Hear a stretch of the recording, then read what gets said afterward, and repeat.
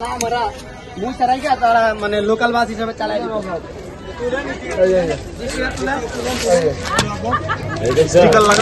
কাউন্টারে কি বলছে গাড়ি নেই কাউন্টারে বলছে যে গাড়ি নেই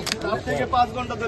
ধরে আমরা ওয়েট করতেছি অনেক লোক কাউন্টারে অথচ 400 টাকা কাউন্টারে ভাড়া ওইদিকে 700 টাকা জি অলরেডি একটা গাড়ি ভরে গেছে আমাদেরকে টিকিটই দিচ্ছে না গাড়ি নাই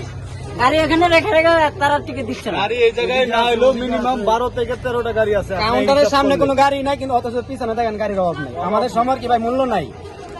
সবারই তো বাড়িতে যাওয়া দরকার अवेलेबल গাড়ি আছে কিন্তু ওরা গাড়ি দিতেছে না সিন্ডিকেট করতেছে চুপে যাবে একটা করে গাড়ি ভরতেছে 700 করে টিকিট 400 টাকা গাড়ি টিকিট 700 টাকা করে ভরতেছে আর ওরা বলছে যে লাইভ সরাসরিতে দেখলেন ভাই দেখছেন এই যারা কিভাবে আজকে মানে না মারা ওই বলতে সরকারি আছে 40 টাকা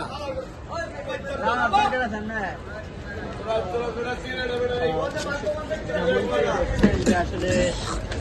গাড়িতে সিলেট চলে এটাই কইতাছি এটা গার্মেন্টসের পার্টিরা রিজা বানাইছে আমরা সিলেট চলে